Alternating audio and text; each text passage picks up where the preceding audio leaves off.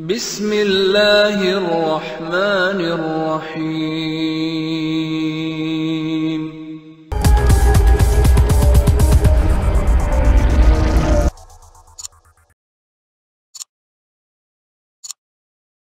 Islamic world TV के दोस्तों, अस्सलामु अलैकुम। आज हम आपके लिए एक नई वीडियो के साथ हाजिर हुए हैं। नाजरीन कराम, सुप्रीम कोर्ट ऑफ पाकिस्तान ने तौहीन रिसालत की मुर्तकिब हुई एक खातून आसिया मसीह को बरी कर दिया है। अदालत ने ये फैसला किस बुनियाद पर दिया है और आसिया मसीह के साथ कब और क्या हुआ, ये सब कुछ इस वीडियो में हम आपको डिटेल से बताएंगे। दोस्तों, आसिया मसीह पर जून 2009 में उनके साथ खेतों में काम करने वाली खवातीन ने इल्जाम लगाया था कि आसिया मसीह ने नबी करीम सल्लल्लाहु अलैहि वसल्लम की शान में गुस्ताखी की है। जुर्म साबित होने पर सेशन जज ननकाना साहब ने आसिया मसीह को 8 नवंबर कानून रिसालत 2095C के तहत सजाए मौत और 1 लाख जुर्माने की सजा सुनाई। उसके बाद ये केस लाहौर हाई कोर्ट में चला गया तो अदालत ने सेशन जज के मज़कूरा फैसले को बरकरार रखा।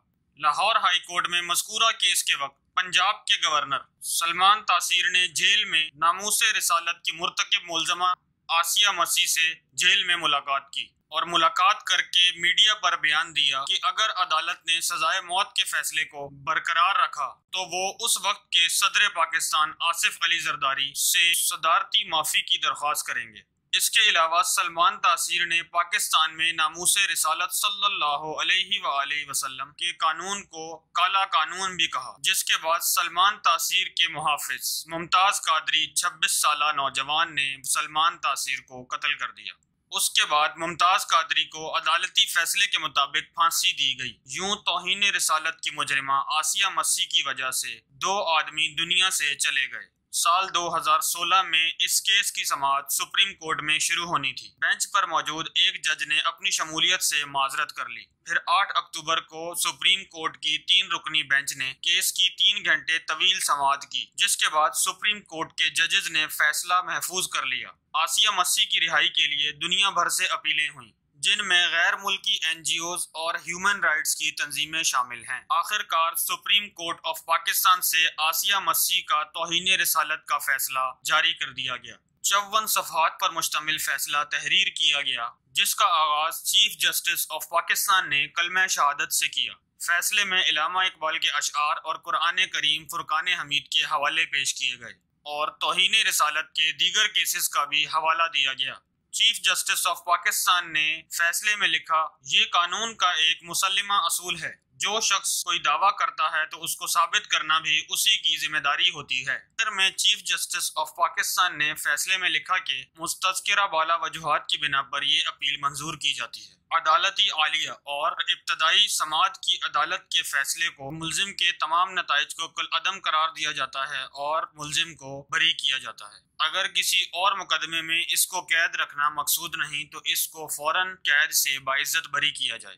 चीफ जस्टिस साकिब निसार चूंकि ये फैसला पहले ही कर चुके थे, इसलिए उन्होंने उस वक्त सुप्रीम कोर्ट की 3 रुकनी बेंच को ये हुक्म दिया कि ये फैसला मीडिया को ना बताया जाए। उसके बाद सुप्रीम कोर्ट ऑफ पाकिस्तान ने आसिया मसीह का नाम ECL यानी एग्जिट कंट्रोल लिस्ट में आसिया मसीह का नाम शामिल करने की दरख्वास्त भी मुस्तरद कर दी थी। इसका मतलब ये था कि आसिया मसीह मुल्क से बाहर नहीं जा सकती। तो मेरे दोस्तों, आपको ये बताते चलें कि आसिया मसीह की रिहाई की खबर किसी भी टीवी चैनल ने बाकायदा तौर पर नशर नहीं की।